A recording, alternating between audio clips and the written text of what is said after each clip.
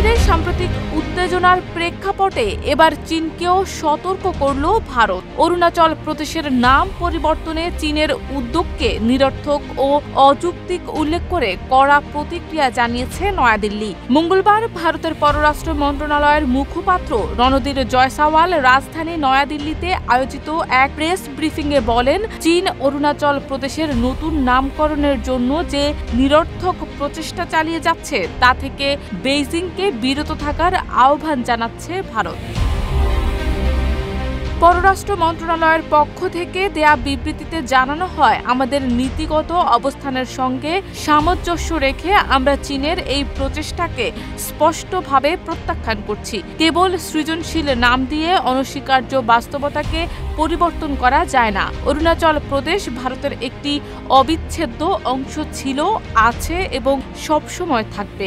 এর আগে ২০২৪ সালে চীন নতুন এক মানচিত্র প্রকাশ করে, যেখানে অরুণাচল প্রদেশ নিজেদের ভূখণ্ড হিসেবে চিহ্নিত করা হয় এবং রাজ্যটির ৩০টি অঞ্চলের চীনা নামও নির্ধারণ করে বেইজিং। তারা অরুণাচলকে জাংনান নামে ডেকেছে, তবে ভারত তৎক্ষণাৎ সেই মানচিত্র প্রত্যাখ্যান করে। মাঠের অলরাউন্ডার আমি, আর ঘরের অলরাউন্ডার টাইলক্স।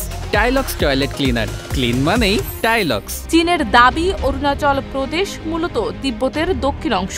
ব্রিটিশ উপনিবেশিক শাসন থেকে ভারতের স্বাধীনতার পর থেকেই চীন এই দাবি করে আসছে। অরুণাচল প্রদেশ ভারতের উত্তর পূর্বাঞ্চলের সেভেন সিস্টার্স রাজ্যগুলোর একটি এবং ভৌগোলিকভাবে তিব্বতের সীমানার সাথেই এটি অবস্থিত। এদিকে অরুণাচল ইস্যুতে চীন ভারত উত্তেজনার মধ্যেই নতুন করে আরেকটি উদ্বেগ তৈরি হয়েছে ব্রহ্মপুত্র নদকে নিয়ে। ভারতের দীর্ঘতম নদী ব্রহ্মপুত্র হিমালয়ের মানস সরোবর থেকে উৎপন্ন হয়ে তিব্বত, অরুণাচল, আসাম ও বাংলাদেশ পেরিয়ে বঙ্গোপসাগরে পড়ে। তিব্বতে নদীটির নাম ইয়ারলাং সাংপো এবং ভারতের অরুণাচল অংশে এটি সিয়াং নামে পরিচিত।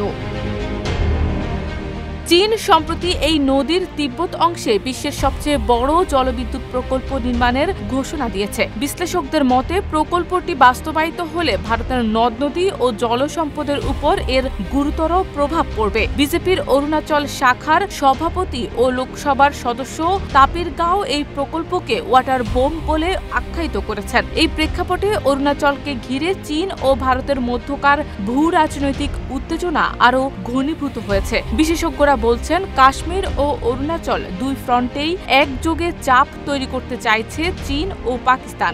ভারতের পক্ষ থেকে কূটনৈতিকভাবে শক্ত প্রতিক্রিয়া জানানোর পাশাপাশি সীমান্তে সেনা প্রস্তুতিও জোরদার করা হচ্ছে। শারমিন নিশু, ঢাকা পোস্ট।